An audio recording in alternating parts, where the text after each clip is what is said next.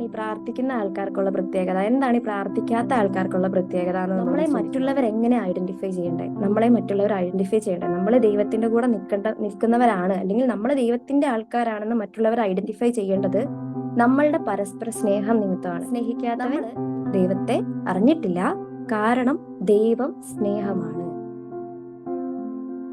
നമ്മളെല്ലാവരും നമ്മുടെ ലൈഫില് ഈശോയ്ക്ക് ഒരു ചെറിയ റോള് അല്ലെങ്കിൽ നല്ല രീതിയിൽ റോള് കൊടുക്കാനായിട്ട് ആഗ്രഹിക്കുന്ന ആൾക്കാരാണ്, അല്ലെങ്കിൽ കൊടുക്കുന്ന ആൾക്കാരാണ്. എല്ലാവരും, ഈ ലോകത്തുള്ള എല്ലാവർക്കും അങ്ങനെ ഒരു ഇതൊന്നും കിട്ടാറില്ല. വളരെ കുറച്ചു പേർക്ക്, തിരഞ്ഞെടുക്കപ്പെട്ട വളരെ കുറച്ചു പേർക്ക് മാത്രം ഉള്ള ഒരു സ്പെഷ്യാലിറ്റിയാണ് ജീവിതത്തില് തമ്പുരാന് ദൈവത്തിന് സ്ഥാനം കൊടുത്ത് ജീവിക്കുക, അല്ലെങ്കിൽ ദൈവത്തെ ഓർത്ത് ജീവിക്കുക എന്നൊക്കെ പറയുന്നത്. അപ്പൊ നമുക്ക് അതിൽ അഭിമാനിക്കാം. നമുക്ക് തമ്പുരാനെ അറിയാവുന്ന ആൾക്കാരാണ്, തമ്പുരാന് വേണ്ടിയിട്ട് കുറച്ചെങ്കിലും കാര്യങ്ങൾ ചെയ്യണം എന്ന് ആഗ്രഹിക്കുന്ന ആൾക്കാരാണ്. ദൈവം നമുക്ക് ചില ചില അവസരങ്ങൾ ജീവിതത്തിൽ തരാറുള്ള ആൾക്കാരാണ്. ഓക്കെ, അപ്പൊ ആ ഒരു രീതിയിലൊക്കെ നമ്മൾ ഭയങ്കരമായിട്ട് ബ്ലെസ്ഡ് ആയിട്ടുള്ള ആൾക്കാരാണ്. അപ്പൊ അങ്ങനെ ഒരു ഗ്രൂപ്പിന്റെ കൂട്ടത്തിലാണ് ഞാൻ ആയിരിക്കുന്നത് എന്നുള്ളതിൽ ഞാൻ ദൈവത്തിന് നന്ദി പറയുന്നു. അപ്പൊ ഞാൻ ഇന്ന് സംസാരിക്കാൻ പോകുന്നത് നമ്മളിൽ കുറച്ച് ആൾക്കാരെ കുറിച്ചാണ്, അല്ലെ നമ്മളെ കുറിച്ചൊക്കെ തന്നെയാണ്. നമ്മൾ ഈ പ്രാർത്ഥിക്കുന്ന ആൾക്കാര് എന്ന് പറയുമ്പോൾ, അല്ലെങ്കിൽ നമ്മൾ ഈശോയെ അറിഞ്ഞിട്ടുള്ള ആൾക്കാര്, ഈശോയ്ക്ക് വേണ്ടി ജീവിക്കുന്ന ആൾക്കാര് എന്നൊക്കെ പറയുമ്പോൾ, ഈ ബാക്കി പുറത്തുള്ള ആൾക്കാരെ ആയിട്ട് നമ്മളും അവരും തമ്മിലുള്ള ഒരു വ്യത്യാസം എന്തായിരിക്കും?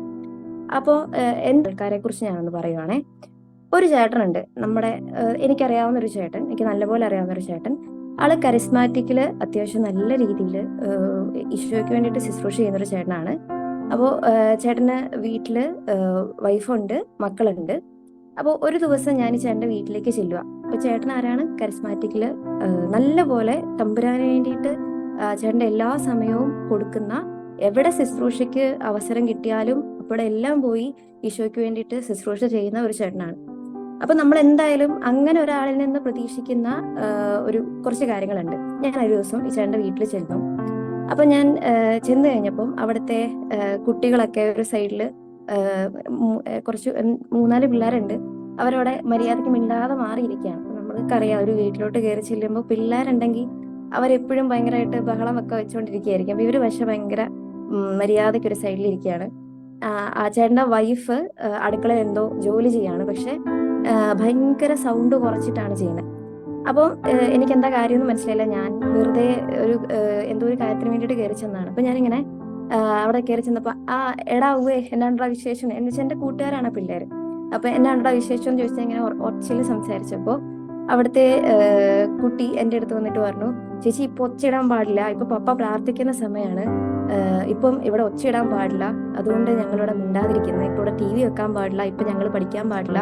അമ്മ അടുക്കളയില് അമ്മ അവിടെ അടുക്കളയിൽ ജോലി ചെയ്യുക, അടുക്കളയിൽ നിന്ന് ബഹളം ഉണ്ടായാൽ പപ്പായ്ക്ക് അത് ഡിസ്റ്റർബൻസ് ആകും. അപ്പൊ പപ്പ പ്രാർത്ഥിക്കുന്ന സമയത്ത് ഇതൊന്നും ഇവിടെ ചെയ്യാനായിട്ട് പറ്റത്തില്ല എന്ന് പറഞ്ഞു. അപ്പോ ഞാൻ ഓർത്തു, ദൈവമേ ഇതെന്താ ഇങ്ങനെ എന്ന് ഞാൻ പെട്ടെന്ന് അങ്ങ് വിചാരിച്ചു. പിന്നെ ഞാനതങ്ങ് വലിയ കാര്യമായിട്ട് ആക്കിയില്ല. ഞാൻ അവിടെ തന്നെ ഇരുന്നു. കുറച്ച് കഴിഞ്ഞപ്പോഴത്തേക്കും ഒരു ചേട്ടൻ വന്നു അവരുടെ വീട്ടില്. അപ്പത്തേക്കും ആ ചേട്ടനാണെങ്കിൽ വന്ന് ബെല്ലടിച്ചു. അപ്പത്തേക്കും ഈ പിള്ളേരിൽ ഒരാൾ ഇറങ്ങി ചെന്നു, എന്താ ചേട്ടാ കാര്യം എന്ന് ചോദിച്ചു. അപ്പത്തേക്ക് ആ ചേട്ടനാണെങ്കിൽ പറഞ്ഞു, എനിക്ക് ഈ ചേട്ടന്റെ പേര് പറയുന്നില്ല, കാണാൻ വേണ്ടി വന്നതാണ്, വളരെ അത്യാവശ്യമായിട്ടൊരു കാര്യത്തിന് വേണ്ടിയിട്ട് വന്നതാണ്, ഒന്ന് വിളിക്കൂ എന്ന് ചോദിച്ചു. അപ്പൊ കുട്ടികൾ ഉടനെ പറഞ്ഞു, അയ്യോ ഇപ്പൊ വിളിക്കാൻ പറ്റില്ല, ഇപ്പൊ പപ്പ പ്രാർത്ഥിക്കുന്ന സമയമാണ്, ഇപ്പൊ വിളിക്കാൻ പറ്റില്ല എന്ന് പറഞ്ഞു. അപ്പൊ ചേട്ടൻ പറഞ്ഞു, എനിക്ക് പോയിട്ട് അത്യാവശ്യമുണ്ട്, എനിക്ക് ഉടനെ ബസ് ഉണ്ട്, എനിക്ക് പോയേ പറ്റുള്ളൂ, വളരെ അത്യാവശ്യമായിട്ടാണ്, ഒന്ന് വിളിക്കോ, പ്രാർത്ഥിക്കുമല്ലേ, അതിപ്പോ പിന്നെ ആണെങ്കിലും പ്രാർത്ഥിക്കാൻ പറ്റുള്ളൂ, എനിക്ക് അത്യാവശ്യമായിട്ടുള്ളൊരു കാര്യത്തിന് വേണ്ടിയിട്ടാണ് എന്ന് പറഞ്ഞു.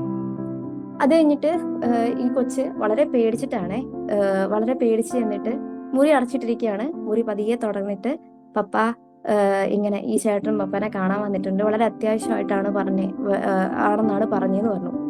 ഉടനെ ഈ ചേട്ടനാണെങ്കിൽ ഭയങ്കര ദേഷ്യത്തില്, ഞാൻ ഒരിക്കലും ആ ചേട്ടനിൽ നിന്ന് അങ്ങനെ ഞാനവിടെ ഉണ്ടെന്നോ അല്ലെങ്കിൽ കേൾക്കുമെന്നോ ഒന്നും വിചാരിച്ചിട്ടൊന്നും അല്ല, വളരെ ദേഷ്യത്തിൽ കുട്ടിയോട് പറയാണ്, നിനക്കറിയാവുന്നതല്ലേ എന്റെ പ്രാർത്ഥിക്കുന്ന സമയമാണെന്ന്, ഈ സമയത്ത് ആര് വന്നാലും ഞാൻ പുറത്തിറങ്ങി വരില്ല എന്ന് നിനക്കറിയാവുന്നതല്ലേ എന്ന് ഈ കുട്ടിയോട് ചോദിച്ചു. അപ്പോഴത്തേക്കും കുട്ടി വളരെ വിഷമിച്ച് തിരിച്ചു വന്നിട്ട് ആ ചേട്ടനോട് കാര്യം പറഞ്ഞു. ചേട്ടൻ വെയിറ്റ് ചെയ്തു. ഇങ്ങനെ കുറച്ച് കാര്യങ്ങൾ അവിടെ സംഭവിച്ചു. ഇതെനിക്ക് എന്റെ മനസ്സിൽ ഭയങ്കര ഒരു മോശമായിട്ട് എന്റെ മനസ്സിൽ ഇങ്ങനെ കിടന്നേ. എന്നുവെച്ചാൽ ഞാൻ ഡിഗ്രിക്ക് പഠിക്കുന്ന ഒരു സമയമാണ്. അത്യാവശ്യം ഞാൻ പ്രാർത്ഥിക്കുന്ന ഒരാളാണ്. അപ്പൊ എന്റെ മനസ്സിൽ ഞാൻ തിരിച്ച് ആ വീട്ടിൽ നിന്ന് അവിടെ ചെന്ന് വർത്താനൊക്കെ പറഞ്ഞ് ഇറങ്ങി തിരിച്ച് നടന്നു പോരുമ്പോ എന്റെ മനസ്സിന് നിറയെ ഒരു പ്രാർത്ഥിക്കുന്ന ആൾക്കാർ, ദൈവത്തിന്റെ കൂടത്തിൽ നിൽക്കുന്ന ആൾക്കാര് എങ്ങനെയായിരിക്കും അങ്ങനെ പെരുമാറാനായിട്ട് സാധിക്കുക ഒരു ചോദ്യചിഹ്നം എന്റെ മനസ്സിൽ വന്നേ. കാരണം നമ്മൾ പ്രാർത്ഥിക്കുന്ന ആൾക്കാരെ കുറിച്ച് പറയുന്ന എങ്ങനെയാ, അവര് ഏറ്റവും കൂടുതൽ നല്ല ആൾക്കാരായിരിക്കും, നമ്മളുടെ മുന്നിൽ നല്ല മാതൃകയായിട്ടിരിക്കുന്ന ആൾക്കാരായിരിക്കും. അങ്ങനെയൊക്കെ ആയിരിക്കും നമ്മൾ വിചാരിക്കുന്നത്. അപ്പൊ എനിക്ക് അന്ന് എന്റെ മനസ്സിലൊരു പേടി കൂടി. ഞാൻ ഒത്തിരി പ്രാർത്ഥിച്ചു കഴിഞ്ഞിട്ടുണ്ടെങ്കിൽ ഞാനും ഇനി ചേട്ടനെ പോലെ ആയിരിക്കുമോ? ഒത്തിരി പ്രാർത്ഥിക്കുന്നു, ഇപ്പൊ അത്യാവശ്യം ഞാൻ പ്രാർത്ഥിക്കുന്ന ഒരാളാണ്. ഇനി ഒരുപാട് ഞാൻ പ്രാർത്ഥിച്ച് അവസാനം ഞാനും ഈ ചേട്ടനെ പോലെ ആയി പോവോ? എനിക്ക് മുറിക്കകത്ത് കയറി ഇരുന്നിട്ട് പ്രാർത്ഥിക്കുന്ന സമയത്ത് ആൾക്കാർ വരുമ്പോ ഞാൻ ഇങ്ങനെയായിരിക്കുമോ പെരുമാറുന്നത്?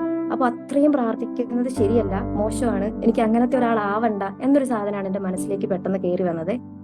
അത് വന്നൊരു തോട്ടാണ്. പിന്നെ പതിയെ ഗ്രാജുവലി ഞാൻ കാര്യങ്ങൾ മനസ്സിലാക്കിയെങ്കിലും ഇതൊരു കാര്യം.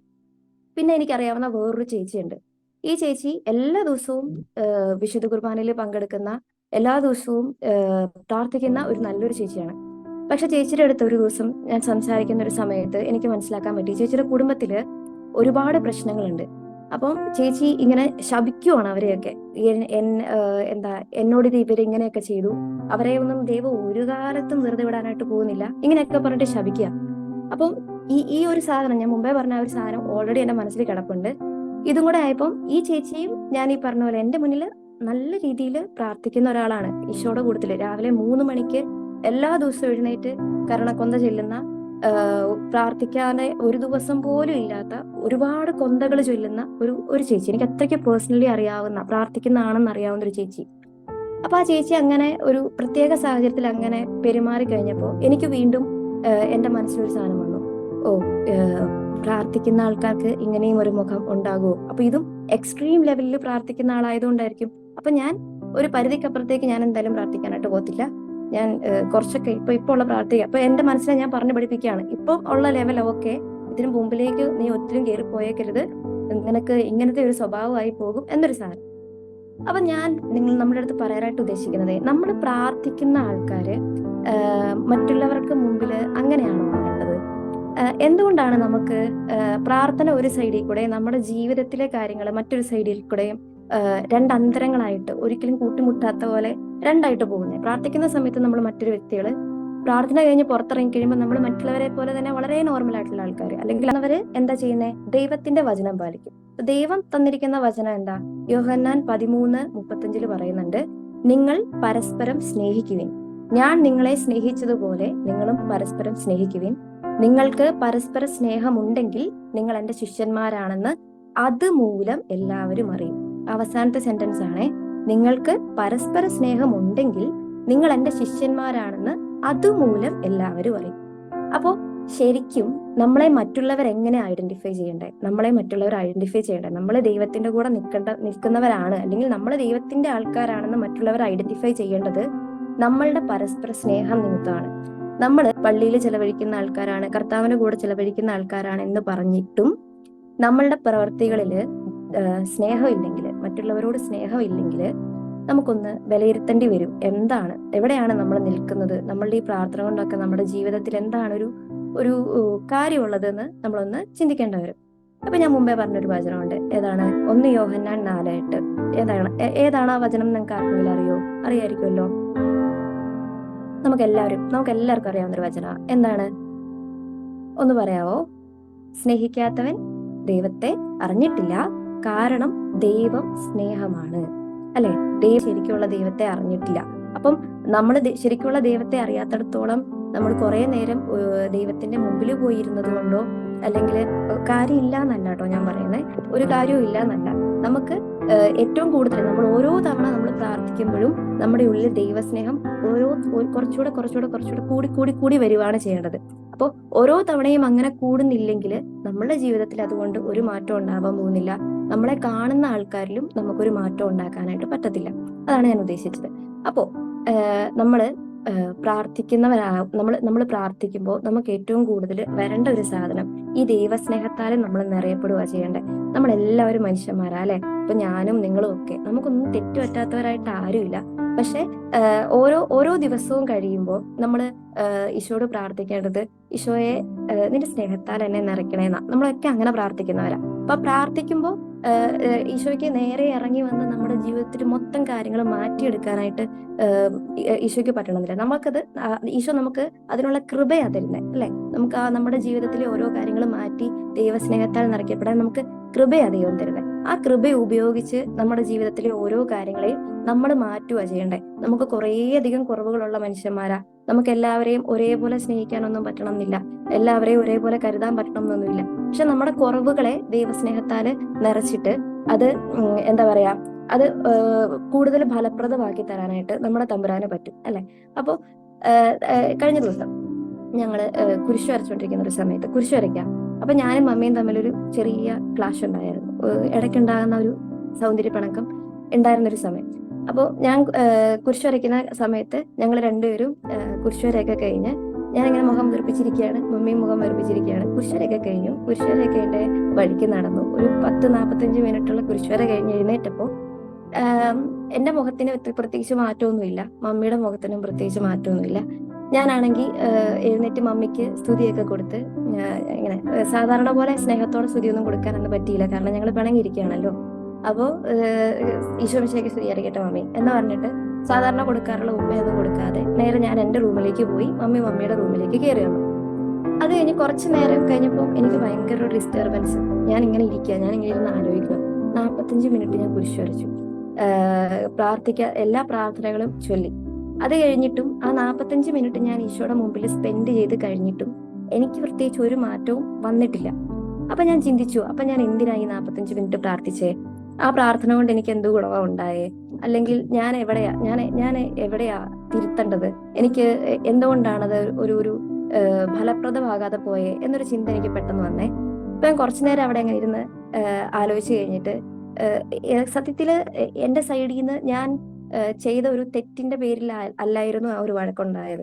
അപ്പം ചെറിയൊരു മിസ്അണ്ടർസ്റ്റാൻഡിങ്ങിന്റെ പേരിലായിരുന്നു. അപ്പം മമ്മിയുടെ സൈഡിൽ നിന്നാണ് ശരിക്കും ഒരു ചെറിയ, മമ്മി ഇത് കുറ്റം ചെയ്തു എന്നല്ല, ഒരു ചെറിയ ഇതുണ്ടായത്. അപ്പം ഞാൻ അപ്പൊ അവിടെ ഇരുന്ന് ചിന്തിച്ചു, എന്തായാലും എന്റെ സൈഡിൽ നിന്ന് വന്ന പ്രശ്നമില്ല. അപ്പൊ മമ്മി വന്ന് എന്റെ അടുത്ത് സോറി പറയട്ടെ, അല്ലെ എന്നോട് മിണ്ടട്ടെ എന്ന് വിചാരിച്ച് ഞാൻ അവിടെ ഇരുന്നായിരുന്നെങ്കിൽ ചിലപ്പോൾ അന്ന് എനിക്ക് സമാധാനത്തോടെ കിടന്നുറങ്ങാൻ പറ്റത്തില്ലായിരുന്നേ. അപ്പൊ ഇങ്ങനെ ഒരു തോട്ട് പെട്ടെന്ന് എന്റെ മനസ്സിലേക്ക് വന്നപ്പോൾ ഞാൻ എന്ത് ചെയ്തു, എനിക്ക് തീരെ താല്പര്യം ഇല്ലായിരുന്നു മമ്മിയോട് ചെന്ന് സോറി പറയാന്ന് പറഞ്ഞാൽ, കാരണം എന്റെ സൈഡിലല്ല തെറ്റെന്നുള്ളത് എനിക്ക് നല്ലപോലെ അറിയാം. അപ്പം ഞാൻ അന്ന് ആ ഒരു തോട്ട് കിട്ടിയതിന്റെ പേരില് പതിയെ അവിടെ നിന്ന് എഴുന്നേറ്റ് കുറച്ചു നേരം കൂടെ ഈശോയുടെ മുമ്പിൽ പോയി നിന്നേ. നമ്മുടെ ഹോളിൽ ഒരു ഈശോയുടെ രൂപം വെച്ചിട്ടുണ്ട്. എന്നിട്ട് ഈശോയുടെ മുമ്പിൽ പോയി നിന്നിട്ട് ഞാൻ ഇങ്ങനെ മനസ്സിലൊന്ന് ആലോചിച്ചു, ഈശോയെ എനിക്ക് കുരിശ് വരച്ചതിന്റെ പ്രൊഡക്റ്റ് ആയിട്ട് എന്നുവെച്ചാ എന്തെങ്കിലും വേണം എന്നൊരാഗ്രഹം ഉള്ളതിന്റെ പേരില് ഞാൻ ഈ ഒരു സമയത്ത് മമ്മിയോട് ചെന്ന് സോറി പറയാനായിട്ട് പോവാ. പക്ഷെ എനിക്ക് നല്ലപോലെ അറിയാം ഞാൻ ചെയ്ത തെറ്റല്ല എന്ന്.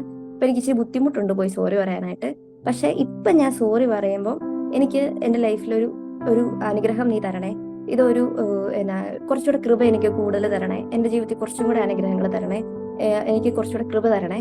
അപ്പം ഇത് തരാൻ വേണ്ടിയിട്ട് ഞാനിത് പോയി ഒന്ന് സോറി പറയുക എന്നൊക്കെ പറഞ്ഞിട്ട് ഞാൻ അവിടെ നിന്ന് പ്രാർത്ഥിച്ചിട്ട് മമ്മിയുടെ റൂമിലേക്ക് നടന്നു വരുന്നൊരു സമയത്ത് എനിക്ക് മനസ്സിൽ ഭയങ്കരമായിട്ടൊരു ഹാപ്പിനെസ് ഫീൽ ചെയ്യുക, ഒരു കുസൃതിത്തരമൊക്കെ ഫീൽ ചെയ്യാൻ തുടങ്ങിയ. കാരണം അല്ലെങ്കിൽ എനിക്ക് അങ്ങനെ പെട്ടെന്ന് വന്നിട്ട് സോറി പറയാൻ പറ്റുന്ന ഒരാളൊന്നും അല്ല. പക്ഷെ അന്ന് ഞാൻ ഈശോയോട് അത് പറഞ്ഞു കഴിഞ്ഞിട്ട് പയ്യെ ഓരോ സ്റ്റെപ്പ് വെക്കുമ്പോഴും നമുക്ക് നമ്മുടെ അമ്മമാരോടെ അടുത്തുണ്ടാകുന്ന ഒരു കുസൃതി ഉണ്ടല്ലോ, ആ ഒരു കുസൃതിയൊക്കെ നിറഞ്ഞിട്ട് ഞാൻ ഓടി വന്നിട്ട് മമ്മീന്റെ അടുത്ത് മമ്മിയുടെ പേര് വത്സമ്മാണ്. അപ്പം വത്സമ്മേ, എന്തായാലും സംഭവിച്ചു പോയി, പോട്ടെ, ഇനിയിപ്പോ പിണങ്ങിയിരുന്നിട്ട് കാര്യമൊന്നുമില്ല, സോറി, എന്റെ കയ്യിലാ തെറ്റ് എന്ന് പറഞ്ഞിട്ട് ഞാൻ മമ്മീനെ ജസ്റ്റ് ഒന്ന് കെട്ടിപ്പിടിച്ചിട്ട് ഈശോ മിശിഹായ്ക്ക് സ്തുതിയായിരിക്കട്ടെ ഉമ്മ എന്ന് പറഞ്ഞിട്ട് ഞാൻ കെട്ടിപ്പിടിച്ചൊരു ഉമ്മ കൊടുത്തേ. അയ്യോ, എന്തൊരു സന്തോഷമായിരുന്നു എന്നറിയാവോ, ഭയങ്കര സന്തോഷമായിരുന്നു. അപ്പൊ അത് കഴിഞ്ഞിട്ട് ഞങ്ങൾ കുറച്ചു നേരം ഇരുന്ന് സംസാരിച്ച് ഒക്കെ കഴിഞ്ഞിട്ടാണ് പോയി കിടന്നുറങ്ങിയത്. അപ്പൊ അന്ന് എനിക്ക് മനസ്സിലായ ഒരു കാര്യമുണ്ട്, നമ്മൾ പ്രാർത്ഥിക്കുമ്പോൾ നമുക്കതിന്റെ ഒരു ഫലം ഉണ്ടാകണമെങ്കിൽ നമ്മൾ തന്നെ വിചാരിക്കണേ. അപ്പം എനിക്കിപ്പോ അന്ന് അങ്ങനെ തോന്നിയിട്ട് ഞാൻ ചെന്ന് അങ്ങനെ പറഞ്ഞില്ലായിരുന്നെങ്കിൽ എനിക്കിപ്പം ഞാൻ പ്രാർത്ഥിച്ചതിന് എന്തെങ്കിലും എനിക്കൊരു റിസൾട്ട് ഉണ്ടാകണം എന്ന് എനിക്ക് ഫീൽ ചെയ്തതുകൊണ്ടാണ് ഞാൻ അങ്ങനെ പോയി ചെയ്തത്. പക്ഷെ അത് ചെയ്തു കഴിഞ്ഞപ്പം എനിക്ക് ഭയങ്കര സന്തോഷമായിരുന്നു. അതൊരു നല്ലൊരു എൻഡിങ്ങിൽ വന്നു. അപ്പം നമ്മുടെ ജീവിതത്തിൽ നമ്മൾ പ്രാർത്ഥിക്കുന്നതിനോടൊപ്പം തന്നെ നമ്മുടെ ജീവിതത്തിൽ ചില മാറ്റങ്ങളൊക്കെ വരുത്തേണ്ടതായിട്ടുണ്ടായിരിക്കുവേ. നമ്മുടെ നന്മവരത്തിൽ തന്നെ ഈ ഇടയ്ക്ക് ഞാൻ കേട്ടൊരു ഷെയറിംഗ് ആണ്, ഒരു പേഴ്സണൽ പ്രയറിന്റെ ഒരു ഷെയറിങ്. ഞാൻ പേര് ഓർക്കുന്നില്ല, പക്ഷെ ഭയങ്കര ബ്യൂട്ടിഫുൾ ആയിട്ടുള്ള ഒരു ഷെയറിംഗ് ഉണ്ട്. അപ്പോൾ അതിനകത്ത് ആ കുട്ടി പറയുന്നൊരു കാര്യം, ആളുടെ അമ്മ എപ്പോഴും ആളോട് പറയുമായിരുന്നു, നീ ഈ ജീശുവിന്റെ പ്രോഗ്രാമിനും അവിടെ ഇവിടെയൊക്കെ പ്രാർത്ഥിക്കാനൊക്കെ ആയിട്ട് പോകുന്നുണ്ട്, പക്ഷെ നിന്റെ ജീവിതത്തിൽ നിനക്ക് എന്ത് മാറ്റമുള്ളേ? നിന്നെ കൊണ്ട് വീട്ടിൽ എന്തെങ്കിലും ഉപകാരമുണ്ടോ? നീ എന്താ പറയാ, നിന്റെ മുറി കിടക്കുന്ന കണ്ടോ? ഇങ്ങനെയൊക്കെയാണോ ചെയ്യേണ്ടത്? ഇങ്ങനെയാണോ നിങ്ങൾ ജീശുത്തുകാര് എന്ന് അമ്മ ചോദിച്ചതിന്റെ പേരിൽ ആ കുട്ടീനെ തന്നെ ഒന്ന് വിലയിരുത്തി പതിയെ അവള് സ്വന്തമായിട്ട് ഒന്ന് പരിശോധിച്ച് അവളിൽ ചില ചില മാറ്റങ്ങളൊക്കെ വരുത്തി അവളുടെ ജീവിതത്തിൽ ഒരു ഡിസിപ്ലിൻ കൊണ്ടുവന്നു, അല്ലെ? ഒരു പേഴ്സണൽ പ്രെയർ ഒക്കെ കുറച്ചും കൂടെ ഒന്ന് ഡിസിപ്ലിൻഡ് ആക്കി. അങ്ങനെ അവളുടെ ജീവിതത്തിൽ ഒരു മാറ്റം കൊണ്ടുവന്നു കഴിഞ്ഞപ്പോൾ അവളുടെ വീട്ടിൽ ഒരുപാട് മാറ്റങ്ങൾ വന്നു എന്നൊക്കെ പറഞ്ഞിട്ട് ഒരു ബ്യൂട്ടിഫുൾ ആയിട്ടുള്ള ഒരു ഷെയറിങ് നമ്മളുടെ നന്മമരത്തിൽ കിടക്കുന്നുണ്ട്.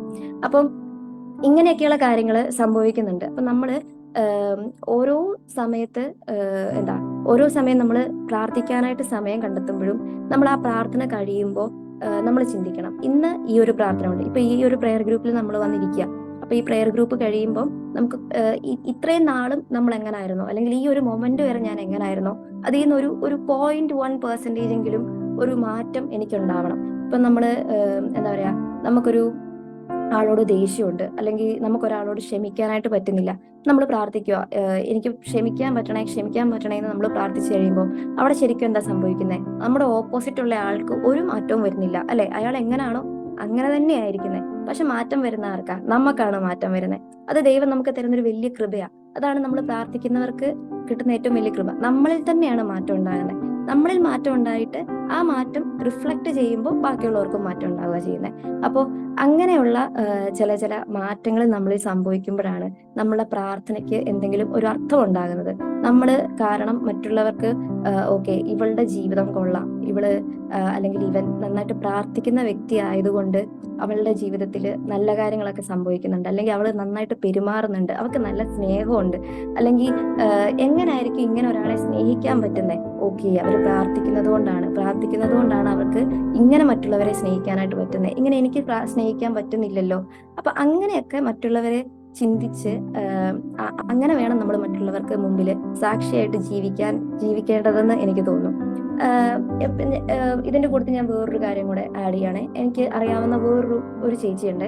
ആ ചേച്ചി ഇതുപോലെ എന്താ പറയാ, ഇന്റർസെഷൻ ഒക്കെ ചെയ്യാനായിട്ട് പോകുന്ന ഒരു ചേച്ചിയാണ്.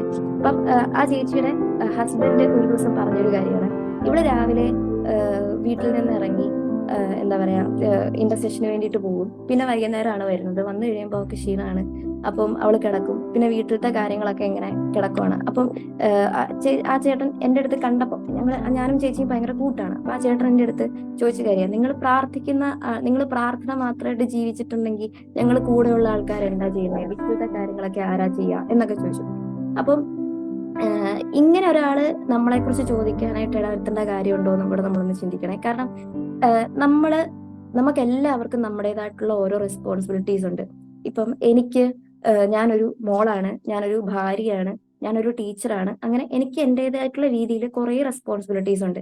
ഈ റെസ്പോൺസിബിലിറ്റീസ് എല്ലാം ചെയ്യാനായിട്ടുള്ള ആള് ഞാൻ തന്നെയാണ്. ഇപ്പൊ ഞാൻ പ്രാർത്ഥിക്കുന്ന ഒരാളാണ് എന്ന് പറഞ്ഞിട്ട് ഞാൻ പ്രാർത്ഥിക്കാനായിട്ട് പോവുകയാണ്, അതുകൊണ്ട് എൻ്റെ ഈ കാര്യങ്ങളൊക്കെ വേറെ ആരെങ്കിലും ചെയ്യണം എന്നല്ല. നമ്മളുടെ റെസ്പോൺസിബിലിറ്റീസ് ഒരു പ്രാർത്ഥനയാക്കി മാറ്റുമ്പോഴാണ് നമുക്ക് അവിടെ മറ്റുള്ളവർക്കൊരു സാക്ഷ്യം നൽകാനായിട്ട് പറ്റുന്നത്. ഇപ്പൊ ഞാൻ രാവിലെ എഴുന്നേൽക്കുമ്പോൾ ചിലപ്പോ എനിക്ക് ഒരു മണിക്കൂർ ചിലപ്പോൾ പേഴ്സണൽ പ്രെയർ ചെയ്തുകൊണ്ടിരുന്ന ആളായിരിക്കും ഞാൻ. പക്ഷെ ഒരു വീട്ടമ്മയൊക്കെ ആയി കഴിയുമ്പോഴത്തേക്ക് ആ ഒരു മണിക്കൂർ എനിക്ക് അവിടെ സ്പെൻഡ് ചെയ്യാൻ പറ്റണം എന്നില്ല. കാരണം നമ്മുടെ അടുക്കളപ്പണി, ഇപ്പൊ കുട്ടികളൊക്കെ ഉള്ള ആൾക്കാരാണെങ്കിൽ കുട്ടികളുടെ കാര്യങ്ങൾ നോക്കണം, നമ്മളുടെ ഹസ്ബൻഡിന്റെ കാര്യങ്ങളുണ്ട്, നമ്മളുടെ വീട്ടിലെ ബാക്കി കാര്യങ്ങളുണ്ട്. ഇതെല്ലാം തീർത്ത് വെച്ചിട്ട് വേണം നമുക്ക് നമ്മളുടെ ജോലിയിലേക്ക് പോകാനായിട്ട്. അങ്ങനെ നമ്മളുടെ ജീവിതത്തിൻ്റെതായിട്ടുള്ള കുറെ അധികം സാഹചര്യങ്ങളുണ്ട്. അപ്പൊ ആ സാഹചര്യങ്ങളൊക്കെ മാറ്റി വെച്ചിട്ട് ഇപ്പം അടുക്കളപ്പണി അവിടെ കിടന്നാലും വേണ്ടില്ല, എനിക്ക് എൻ്റെ ഒരു മണിക്കൂറത്തെ പ്രാർത്ഥനയാണ് ഇമ്പോർട്ടന്റ്. അപ്പൊ ആ ഒരു മണിക്കൂർ പ്രാർത്ഥന കഴിഞ്ഞിട്ടുള്ള കാര്യങ്ങളൊക്കെ മതി എന്ന് നമ്മൾ തീരുമാനിച്ചു കഴിഞ്ഞിട്ടുണ്ടെങ്കിൽ ചിലപ്പോൾ നമ്മളുടെ പ്രാർത്ഥന കൊണ്ട് നമ്മളുടെ വീട്ടിലെ നമ്മളുടെ പ്രിയപ്പെട്ടവര് ഒരുപാട് ബുദ്ധിമുട്ടും. ആ ബുദ്ധിമുട്ട് കൊണ്ട് തന്നെ അവരെന്ത് വിചാരിക്കും, ഓ ഈ പ്രാർത്ഥനക്കാരെ കൊണ്ട് ഞാൻ മടുത്തു, അല്ലെ? ഈ പ്രാർത്ഥിക്കുന്നവരെ കൊണ്ട് എന്തെങ്കിലും ഒരു മാറ്റം ഉണ്ടെങ്കിൽ വേണ്ടില്ല. അങ്ങനെ ഒരു സാധനം മറ്റുള്ളവർക്ക് നമ്മൾ കൊടുക്കുക ചെയ്യണേ. അങ്ങനെ ഒരിക്കലും നമ്മൾ അങ്ങനെ ചെയ്യാനായിട്ട് പാടില്ല. അപ്പൊ നമ്മളുടെ റെസ്പോൺസിബിലിറ്റീസ് എന്താണോ അത് ഏറ്റവും മനോഹരമായിട്ട് ചെയ്യുന്നതും ഒരു പ്രാർത്ഥനയാണ്. ഇപ്പം ഞാൻ ചെയ്യുന്നൊരു കാര്യമുണ്ട്. എനിക്കിപ്പോൾ രാവിലെ എഴുന്നേൽക്കുമ്പോൾ കുറച്ച് നേരത്തെ സ്കൂളിലേക്ക് ഇറങ്ങേണ്ടതുണ്ട്. അപ്പം കുറേ നേരം ഒന്നും പ്രാർത്ഥനയ്ക്ക് വേണ്ടിയിട്ട് സ്പെൻഡ് ചെയ്യാനായിട്ട് രാവിലെ സമയം കിട്ടാറില്ല. കാരണം രാവിലെ 7:30 ആകുമ്പോഴത്തേക്കും എനിക്ക് സ്കൂളിൽ റിപ്പോർട്ട് ചെയ്യണം. അപ്പൊ ഞാൻ കുറച്ചു നേരം പ്രാർത്ഥിച്ചിട്ട് ബാക്കി ഞാനാണെങ്കിൽ അടുക്കളയിൽ ചെന്ന് നിൽക്കുമ്പോൾ ഞാൻ എല്ലാ ദിവസവും രാവിലെ നന്മമരത്തിന്റെ ഒരു ഷെയറിങ് എടുത്തിട്ട് ഇങ്ങനെ ഓൺ ആക്കി വെക്കും. നമുക്ക് വചനം കേൾക്കാം, അല്ലെ? നമുക്ക് വചനം കേൾക്കാം, ആ കൂട്ടത്തിൽ നമുക്ക് പ്രാർത്ഥിക്കാം. അപ്പം അതിന്റെ കൂട്ടത്തിൽ നമ്മളുടെ പണികൾ നടക്കും.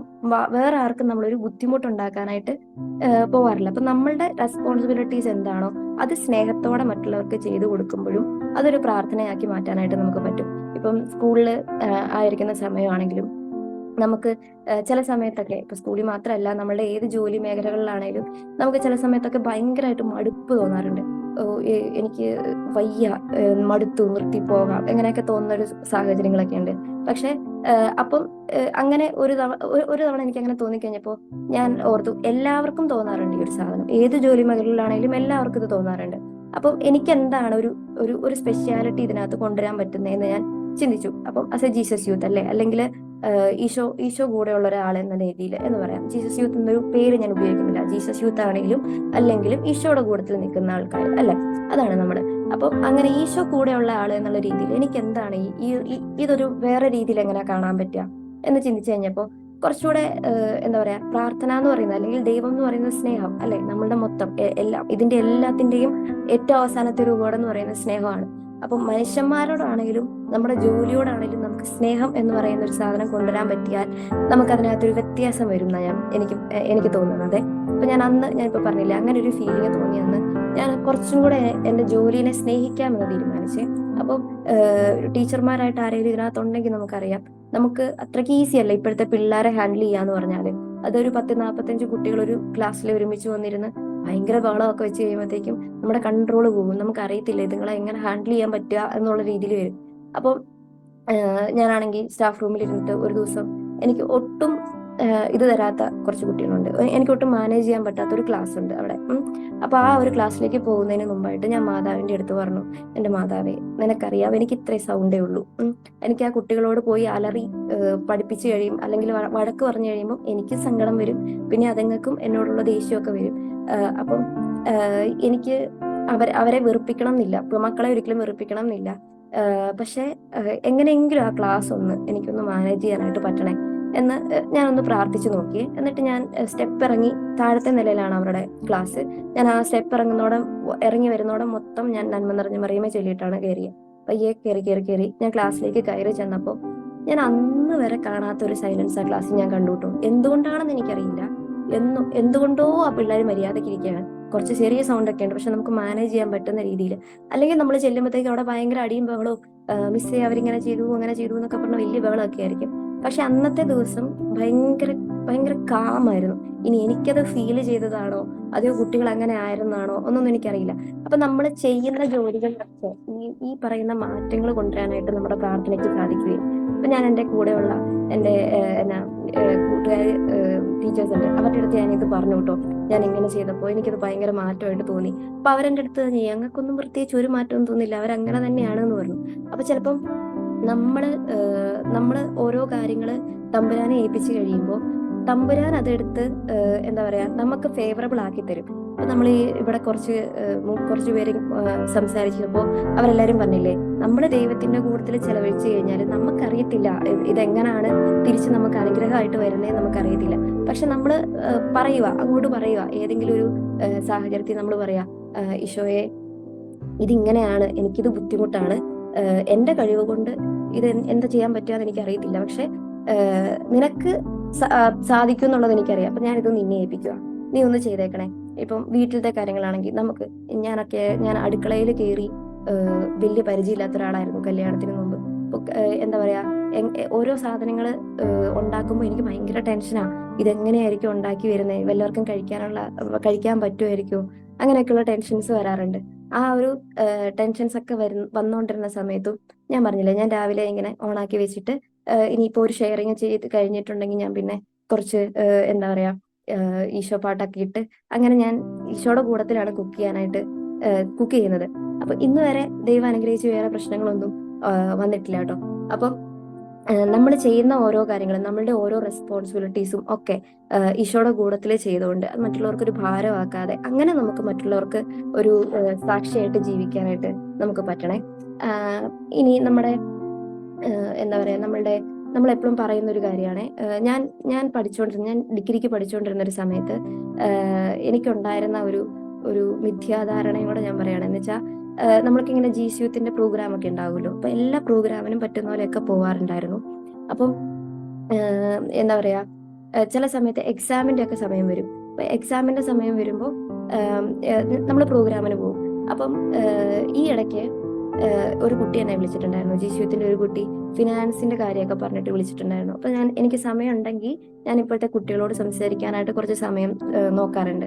അപ്പം എനിക്കൊരു പരിചയമില്ലാത്ത ഒരു കുട്ടിയാണ്, എങ്കിലും കുട്ടി വിളിച്ചപ്പോൾ ഞങ്ങളിങ്ങനെ കുറച്ച് സംസാരിച്ചു. അപ്പൊ കൊച്ചിനോട് ഞാൻ ചോദിച്ചു എന്തുണ്ട് വിശേഷം എന്നൊക്കെ ചോദിച്ചപ്പോഴത്തേക്കും കൊച്ചു പറഞ്ഞു, ചേച്ചി എക്സാം ആണ്, അടുത്ത ദിവസം എക്സാം ആണ്, എനിക്ക് ഇതിന്റെ പരിപാടിയൊക്കെ ഒന്ന് തീർത്തിട്ട് വേണം പഠിക്കാൻ വേണ്ടിയിട്ട് എന്ന് പറഞ്ഞു.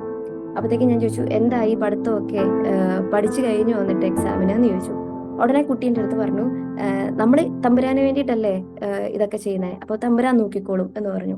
അപ്പത്തേക്കും ചിലപ്പോൾ കുട്ടി എന്താ പറയാ, അതിന്റെ ബോധ്യത്തിൽ പറഞ്ഞായിരിക്കും കേട്ടോ, അത് തമ്പുരാൻ നോക്കില്ല എന്നല്ല ഞാൻ പറയുന്നതിന്റെ അർത്ഥം, നിങ്ങളത് തിരിച്ചെടുക്കരുത്. അപ്പൊ എനിക്ക് പെട്ടെന്ന് ഓർമ്മ വന്നത് എന്നെ തന്നെയാണ്. ഞാൻ ഡിഗ്രിക്കൊക്കെ പഠിച്ചുകൊണ്ടിരുന്ന സമയത്ത് ഞാൻ ഇതുപോലെ പറഞ്ഞിരുന്ന ഒരാളാണ്. അപ്പം ഞാനിങ്ങനെ പറയും, എന്നിട്ട് നമ്മളുടെ പ്രോഗ്രാമും കാര്യങ്ങളൊക്കെ ആയിട്ട് നടക്കും. പക്ഷെ എന്താ പറയാ, റിസൾട്ട് വന്നപ്പോൾ ഞാൻ വിചാരിച്ച അത്രയും റിസൾട്ട് ഒന്നും എനിക്ക് കിട്ടിയിട്ടില്ല. കാരണം എന്താണെന്നറിയോ, ഞാൻ ഈ പറച്ചിലൊരു സൈഡിൽ കൂടെ പറയുന്നുണ്ടായിരുന്നെങ്കിലും ഞാൻ പഠിച്ചിട്ടില്ല. അപ്പം അത് നമ്മുടെ ഒരു സ്റ്റുഡന്റ് ആയിട്ടിരിക്കുമ്പോൾ നമ്മുടെ റെസ്പോൺസിബിലിറ്റിയാ പഠിക്കുക എന്നുള്ളത്. തമ്പുരാന് കൊടുക്കുന്ന ഒരു സമയത്തിന് തമ്പുരാൻ ഉറപ്പായിട്ടും നമ്മുടെ ജീവിതത്തിൽ ഉറപ്പായിട്ടും പ്രതിഫലം തരും. ഈവൻ ഇപ്പം നമ്മൾ ഈ ഒരു പ്രെയർ മീറ്റിംഗിൽ ഇരിക്കുന്ന ഈ ഒരു സമയത്ത്, തമ്പുരാന് വേണ്ടി ചെലവഴിക്കുന്ന സമയത്ത് ദൈവം നമുക്ക് പ്രതിഫലം തരും. അത് ദൈവം തരുന്നത് നമ്മൾ ഉദ്ദേശിക്കുന്ന അങ്ങനത്തെ കാര്യത്തിലായിരിക്കണം എന്നില്ല. നമ്മൾ ചെയ്യുന്ന കാര്യങ്ങൾ അല്ലെങ്കിൽ നമ്മളൊരു കാര്യം തമ്പുരാന്റെ കൂട്ടത്തിൽ ചെയ്യുമ്പോൾ അത് നമ്മൾ തന്നെ ചെയ്യുന്നതിനേക്കാൾ കുറച്ചുകൂടെ ബ്യൂട്ടിഫുൾ ആക്കി തമ്പുരാൻ തരും. അങ്ങനെയാ ദൈവം നമ്മളെ അനുഗ്രഹിക്കുന്നതെന്നാണ് ഞാൻ വിശ്വസിക്കുന്നത്. ഇപ്പൊ ഒരു കുട്ടി പഠിക്കുന്ന ഒരു കുട്ടി, ഇപ്പം ആ കുട്ടിക്ക് ജിഷ്യൂത്തിന്റെ എന്തെങ്കിലും പ്രോഗ്രാമോ കാര്യങ്ങളൊക്കെ ഉണ്ട്, ആ കുട്ടിക്ക് കുറേ സമയം പഠിക്കാനായിട്ട് കിട്ടുന്നില്ല. അപ്പം അതിന്റെ ഒരു 90% സമയം അത് ജിഷ്യൂത്തിന് വേണ്ടിയിട്ട് അല്ലെങ്കിൽ തമ്പുരാന് വേണ്ടിയിട്ട് ചെലവഴിക്കുകയാണെങ്കിൽ തമ്പുരാന്റെ ഗ്രേസ് എന്തായാലും അവിടെ ഉണ്ട്. പക്ഷെ അത് കഴിഞ്ഞിട്ട് ഈ കുട്ടി തിരിച്ച് വീട്ടിൽ വന്നിട്ടിരിക്കുന്ന ഒരു കുറച്ച് സമയം ഉണ്ടല്ലോ, നമ്മുടെ ബൈബിളിലെ മുന്തിരിത്തോട്ടത്തിലെ ജോലിക്കാരുടെ ഉപമ നമ്മൾ വായിച്ചിട്ടുണ്ട്. അതിനകത്ത് തമ്പുരാൻ പറയുന്നൊരു കാര്യമുണ്ട്, ആദ്യം വന്നവർക്കും അവസാനം വന്നവർക്കും ഒരേപോലെ എന്താ പറയാ നീതി കൊടുക്കുന്നവനാണ് തമ്പുരാൻ, അല്ലെ? അപ്പം അവസാനം വന്നവരും ഏറ്റവും അവസാനത്തെ അവറിലാണ് വന്നെങ്കിൽ, ഏറ്റവും അവസാനത്തെ മണിക്കൂറിലാണ് വന്ന് ജോയിൻ ചെയ്തെങ്കിലും അവര് ആദ്യം വന്നവരുടെ അത്രയും തന്നെ ആത്മാർത്ഥത അവിടെ കാണിച്ചതുകൊണ്ടാണ് അവർക്ക് ദൈവത്തിന് അതേ പ്രതിഫലം കൊടുക്കാനായിട്ട് പറ്റിയത്. അപ്പോൾ നമ്മള് ഇപ്പം ഒരു പ്രോഗ്രാം കഴിയുന്ന രാത്രി വരെ, ചിലപ്പോൾ 10 മണി വരെ പ്രോഗ്രാം അല്ലെങ്കിൽ തമ്പുരാന് വേണ്ടിയിട്ട് നമ്മൾ മാറ്റി വെച്ചിട്ടുണ്ടാവും. 10 മണിക്ക് ശേഷം വീട്ടിൽ വന്നിട്ട് പിന്നെ പുറത്തുവച്ച് മൂടി കിടന്ന് ഉറങ്ങിയിട്ട് പിറ്റേ ദിവസം രാവിലെ 7 മണിയാകുമ്പോൾ എഴുന്നേറ്റ് എക്സാം ഹാളിൽ ചെന്നിരുന്ന് തമ്പുരാൻ തരൂ എന്ന് നമ്മൾ പറഞ്ഞു കഴിഞ്ഞിട്ടുണ്ടെങ്കിൽ, അല്ലെ മറ്റുള്ളവരോട് നമ്മൾ പറയാണ്, ഇന്നലെ രാത്രി വരെ ഒരു സമയം വരെ ഞാൻ ഇങ്ങനെയായിരുന്നു, ഈശോയ്ക്ക് വേണ്ടിയിട്ട് നിൽക്കുമായിരുന്നു, അതുകൊണ്ട് ഈശോ എനിക്ക് ഈ എക്സാം മൊത്തത്തിൽ റെഡിയാക്കി തരും എന്ന് പറയുന്നത്, അതിന്റെ ഒരു ലോജിക്ക് എന്താണെന്ന് നമ്മളൊന്ന് ചിന്തിക്കണേ. പക്ഷെ അതിന് പകരം 10 മണിക്ക് ശേഷം പിന്നെ രാവിലെ വരെയുള്ള സമയത്ത് നമ്മളെ കൊണ്ട് പറ്റുന്നത് പോലെ നമ്മൾ ഏറ്റവും മാക്സിമത്തിൽ നമ്മൾ നമ്മളുടെ പാട്ട് ചെയ്തിട്ടുണ്ടെങ്കിൽ തമ്പുരാൻ ഉറപ്പായിട്ടും അത് ബ്ലെസ് ചെയ്യും. ഇപ്പം നമ്മളെപ്പോഴും പറയും, ദൈവം പാതി ഞാൻ പാതി ദൈവം പാതി എന്ന് പറയും. ഇപ്പം ദൈവം 50% നമ്മൾ 50% എന്ന് പറയുമ്പോൾ ദൈവത്തിന്റെ 50% തരട്ടെ, എന്റെ 50% ഇല്ലെങ്കിലും ദൈവത്തിന്റെ 50% കൊണ്ട് നമ്മൾ ജയിക്കൂലോ എന്നല്ല നമ്മൾ വിചാരിക്കണ്ടേ. നമുക്ക് മനസ്സിലാക്കേണ്ട ഒരു കാര്യം, നമ്മളിപ്പം 10% നമ്മൾ വർക്ക് ചെയ്തിട്ടുള്ളൂ എങ്കിൽ തമ്പുരാനും 10% തരുള്ളൂ എന്നുള്ളതാണ്. അപ്പം നമ്മൾ ചെയ്യേണ്ട കാര്യം നമ്മൾ ചെയ്യണം, അത് കഴിഞ്ഞിട്ട് ബാക്കി എല്ലാ റെസ്പോൺസിബിലിറ്റിയും കൂടെ, അല്ലെങ്കിൽ ഞാൻ പ്രാർത്ഥിക്കുന്നുള്ളത് കൊണ്ട് എന്റെ എല്ലാ കാര്യങ്ങളും ഞാൻ ഒന്നും ചെയ്തില്ലേലും ദൈവം നോക്കിക്കോളും എന്നല്ല നമ്മൾ മനസ്സിലാക്കേണ്ടത്. ഞാൻ പ്രാർത്ഥിക്കുന്നുള്ളത് കൊണ്ട്, ഞാൻ ദൈവത്തിന്റെ കൂടെ നിൽക്കുന്നുള്ളത് കൊണ്ട്, ഞാൻ ചെയ്യുന്ന കാര്യങ്ങൾ, എന്റെ റെസ്പോൺസിബിലിറ്റി, ഞാൻ എന്താണോ ചെയ്യുന്നത് അത് ദൈവം എന്റെ കൂടെ നിന്ന് കൂടുതൽ മനോഹരമാക്കി തരും. എന്റെ കഴിവിനേക്കാളും അപ്പുറത്തേക്ക് മറ്റുള്ളവരുടെ മുൻപിൽ ദൈവത്തിന്റെ കൂടത്തിൽ നിന്ന് ചെയ്യുന്നതിന്റെ ആണ് എനിക്ക് ആ ഒരു എക്സലൻസ് കിട്ടുന്നത് എന്നാണ് നമ്മൾ മനസ്സിലാക്കേണ്ടത്. നമുക്ക് എന്താ പറയാ, ഈ ഒരു ഷെയറിങ് കേൾക്കുമ്പോൾ നമ്മൾ നമുക്ക് നമ്മൾ ചിന്തിക്കേണ്ട കുറച്ച് കാര്യങ്ങൾ, നമ്മുടെ ജീവിതത്തിൽ എന്തെങ്കിലുമൊക്കെ മാറ്റങ്ങൾ വരുത്താനുണ്ടോ എന്നുള്ളത് നമുക്കൊന്ന് ചിന്തിക്കാവേ. ഈ ഒരു പ്രെയർ ഗ്രൂപ്പ് കഴിഞ്ഞ് നമ്മൾ പുറത്തിറങ്ങി കഴിയുമ്പോൾ, അല്ലെങ്കിൽ ഈ ഒരു പ്രെയർ ഗ്രൂപ്പ് കഴിഞ്ഞ് നമ്മൾ നമ്മളുടെ തിരിച്ച് ജോലി സ്ഥലങ്ങളിലേക്ക്, അല്ലെങ്കിൽ നമ്മളുടെ ജീവിതത്തിലേക്ക് തന്നെ തിരിച്ചു പോകുമ്പോൾ, മുന്നോട്ടുള്ള ഓരോ സമയത്തും നമ്മൾ ചിന്തിക്കേണ്ട ഒരു കാര്യം, നമ്മൾ എങ്ങനെയാണ് ഇതിന്റെ ഒരു പ്രൊഡക്റ്റ് നമ്മളിൽ എങ്ങനെയാണ് വർക്ക് ചെയ്യുന്നത് നമ്മൾ തന്നെ ഒന്ന് ചിന്തിക്കണേ. ഇപ്പോൾ രാവിലെ എഴുന്നേറ്റിട്ട് നമ്മളെ തന്നെ ഒന്ന് വിലയിരുത്തുക. നമ്മൾ എങ്ങനെയാണ് എന്നൊക്കെ ഒന്ന് വിലയിരുത്തുക. അന്നത്തെ ദിവസത്തെ ഒന്ന് സ്നേഹിക്കാനായിട്ട് ഈശോനെ കൂട്ടുപിടിക്കുക. അന്നത്തെ റെസ്പോൺസിബിലിറ്റീസ് ചെയ്യാനായിട്ട് തമ്പുരാനെ കൂട്ടുപിടിക്കുക. ചെയ്യുന്ന എല്ലാ കാര്യങ്ങളും തമ്പുരാന്റെ കൂടത്തിൽ ചെയ്യുക. ഈശോയെ ഞാൻ ചെയ്തോളാം, പക്ഷെ അത് ഏറ്റവും മനോഹരമായിട്ട് ചെയ്യാനായിട്ട്, മടി കൂടാതെ, സമയം നഷ്ടപ്പെടുത്താതെ, ഏറ്റവും നന്നായിട്ട് അത് ചെയ്യാനായിട്ട് തമ്പുരാനെ അനുഗ്രഹിക്കണേ എന്ന് പറഞ്ഞ് ദൈവത്തെ കൂട്ടുപിടിച്ച് നമ്മൾ തുടങ്ങുക. അത് കഴിഞ്ഞ് മുന്നോട്ടുള്ള ജീവിതത്തിൽ നമുക്ക് ദൈവം ഇങ്ങോട്ട് കൊണ്ടുത്തരും, ആൾക്കാരെ ഇങ്ങോട്ട് കൊണ്ടുത്തരും, നമുക്ക് സംസാരിക്കാനായിട്ട്, നമുക്ക് ഇടപെടാനായിട്ട്, നമുക്ക് ദൈവത്തെ കൊടുക്കാനായിട്ട് ദൈവം ഒരുപാട് അവസരങ്ങൾ ഓരോ ദിവസവും തരും. അപ്പം നമുക്കൊരു വചനമില്ലേ, നിനക്ക് ചെയ്യാൻ കഴിവുള്ള നന്മ അത് ലഭിക്കാൻ അവകാശമുള്ളവർക്ക് നിഷേധിക്കരുത്. നമ്മളുടെ മുമ്പിൽ ഓരോ ദിവസവും ദൈവം ഓരോ ആൾക്കാരെ കൊണ്ടുത്തരുന്നുണ്ടാവും. നമുക്ക് ചെയ്യാൻ പറ്റുന്ന നന്മ അവിടെ എന്തെങ്കിലും ഉണ്ടാവും, അത് നമുക്കേ ചെയ്യാൻ പറ്റുള്ളൂ. അത് എന്താണെന്ന് കണ്ടുപിടിക്കണമെങ്കിൽ നമുക്ക് തമ്പുരാനോട് എപ്പോഴും കൂടെ നടന്ന് നമ്മൾ ചോദിച്ചുകൊണ്ടിരിക്കണം. അപ്പൊ നമുക്ക് മനസ്സിലാവും, ചില ആൾക്കാരെ കാണുമ്പോൾ, ചില സിറ്റുവേഷൻ വരുമ്പോൾ നമുക്ക് മനസ്സിലാകും, ഇതെനിക്ക് ചെയ്യാൻ പറ്റുന്ന ഒരു നന്മയാണ്, അത് ലഭിക്കാൻ അവകാശമുള്ളവർക്ക് നിഷേധിക്കരുത് എന്നുള്ളത് നമുക്ക് ബൈബിളിൽ തന്നിട്ടുണ്ട്. അപ്പം അങ്ങനെ മുമ്പിൽ വരുന്ന നന്മകളെ തിരിച്ചറിഞ്ഞ് ചെയ്യാനായിട്ട് നമുക്ക് ശ്രമിക്കാം. അത് കഴിഞ്ഞിട്ട് നമുക്ക് തിരിച്ച് വീട്ടിൽ വന്നു കഴിയുമ്പോൾ, ഒരു ദിവസം കിടക്കുന്നതിന് മുമ്പ് അല്ലെങ്കിൽ കുരിശുവരെയൊക്കെ കഴിയുമ്പോൾ നമുക്കൊന്ന് ചിന്തിക്കാം, ഇന്നത്തെ ഒരു ദിവസം നമ്മൾ എന്തൊക്കെയാണ് കാര്യങ്ങൾ ചെയ്തത്, നമ്മൾ ആരെയൊക്കെയാണ് കണ്ടുമുട്ടിയത്, ഇന്ന് നമുക്ക് പ്രൊഡക്റ്റീവായിട്ടാണോ ഉപയോഗിക്കാനായിട്ട് പറ്റിയത്, തമ്പുരാന് വേണ്ടിയിട്ട് എന്തൊക്കെ കാര്യങ്ങളാണ് നമുക്ക് ചെയ്യാനായിട്ട് പറ്റിയത്, ഇന്ന് ഞാൻ കാരണം ആരെങ്കിലും ദൈവത്തിൽ നിന്ന് അകന്നുപോയോ അതോ അടുത്തോ, എൻ്റെ പ്രവൃത്തികൾ കാരണം ഒരാൾക്ക് ഒരു ദുഷ്പ്രേരണ ഞാൻ കൊടുക്കുകയാണോ ചെയ്തേ, അതോ ഒരാളെയും ഞാൻ ഓക്കെ ഇവള് ദൈവത്തിന്റെ ആളായ പോലെ എനിക്കും ആവണം എന്നൊരു പ്രേരണയാണോ ഞാൻ കൊടുത്തേ. ഇങ്ങനെയൊക്കെയുള്ള കാര്യങ്ങൾ നമുക്ക് പതിയെ പതിയെ ഒന്ന് ചിന്തിച്ച് നമ്മളെ തന്നെ പതിയെ ഒന്ന് മാറ്റിയെടുക്കാനായിട്ട് നമുക്ക് ശ്രമിക്കാവേ.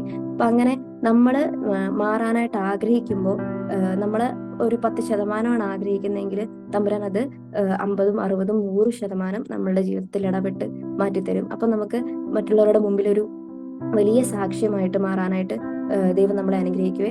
നമ്മുടെ ജീവിതത്തിൽ നമ്മൾ ഓരോ തവണ പ്രാർത്ഥിക്കുമ്പോഴും ആ പ്രാർത്ഥന നമ്മളുടെ സ്വാർത്ഥ ലാഭങ്ങൾക്ക് വേണ്ടി ആയി പോവാതെ, എന്താ പറയാ, മറ്റുള്ളവര് നമ്മളെ കാണുന്ന മറ്റുള്ളവർക്ക് നമ്മളുടെ ജീവിതം കണ്ടിട്ട്, നമ്മളുടെ പ്രവർത്തികൾ കണ്ടിട്ട് തമ്പുരാന്റെ കൂടത്തിൽ നിൽക്കാനായിട്ട്, തമ്പുരാനെ കൂടെ വിളിക്കാനായിട്ട് തോന്നുന്നവയാക്കി മാറ്റാനായിട്ടൊക്കെ നമുക്ക് ഒന്ന് ആഗ്രഹിക്കാവേ. അതുപോലെ തന്നെ നമ്മൾ പ്രാർത്ഥിക്കുമ്പോൾ, എന്താ പറയാ, നമ്മള് എനിക്കിത് വേണം അത് വേണം എന്ന് പ്രാർത്ഥിക്കാതെ നമ്മൾ എപ്പോഴും പറയുന്ന പോലെ, തമ്പുരാനെ എന്റെ ഹിതമല്ല, എനിക്കിതൊക്കെ ആവശ്യമുണ്ട്, എന്റെ കാര്യങ്ങളൊക്കെ ഇതാണ്, പക്ഷെ എന്നാലും എന്റെ ഹിതമല്ല ഈശോയെ, അങ്ങയുടെ ഹിതം നിറവേറട്ടെ എന്ന് ആത്മാർത്ഥമായിട്ട് ഉള്ളിൽ നിന്ന് പ്രാർത്ഥിക്കാനൊക്കെ ആയിട്ട് നമുക്ക് പറ്റണം.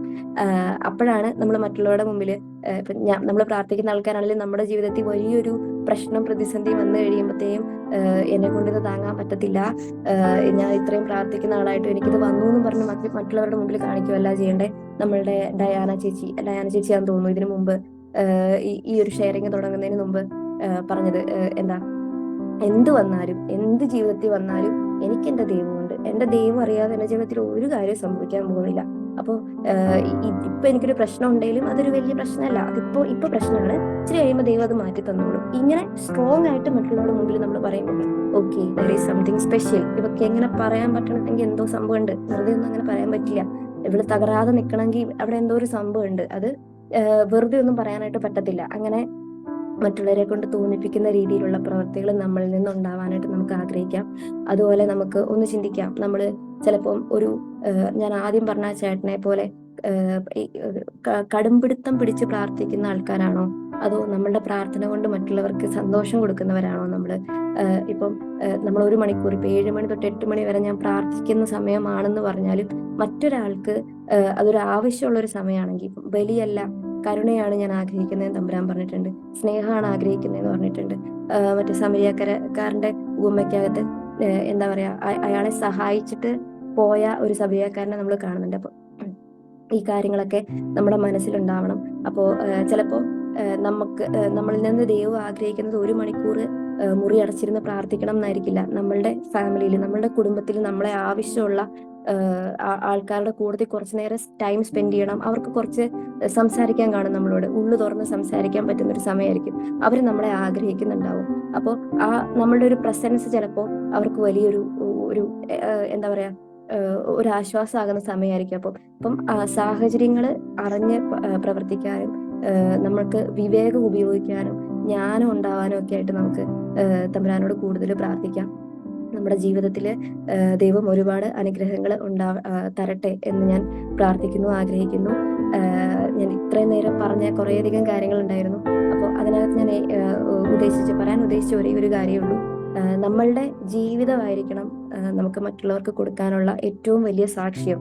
ഞാൻ ഈശോയിൽ വിശ്വസിക്കുന്നു എന്ന് ഞാൻ പറയുന്നതിനേക്കാളും ഞാൻ എന്ത് ചെയ്യുന്നു, എൻ്റെ ജീവിതം എങ്ങനെയാണ്, അതായിരിക്കണം നമ്മൾ മറ്റുള്ളവർക്ക് മുമ്പിൽ കാട്ടിക്കൊടുക്കേണ്ടത്. ദൈവം നമ്മളെല്ലാവരെയും സമൃദ്ധമായിട്ട് അനുഗ്രഹിക്കട്ടെ. നിങ്ങളുടെ പ്രാർത്ഥനയിൽ എന്നെ കൂടെ ഓർക്കണം. ചെറിയ പനിയും ക്ഷീണമൊക്കെ ഉണ്ട്, പക്ഷെ കുഴപ്പമൊന്നുമില്ല. എല്ലാം നന്നായിട്ട് പോകുന്നു. നിങ്ങളും എല്ലാവരും സന്തോഷമായിട്ടിരിക്കുന്നു എന്ന് വിചാരിക്കുന്നു. ദൈവം നമ്മളെല്ലാവരെയും അനുഗ്രഹിക്കട്ടെ. നന്ദി.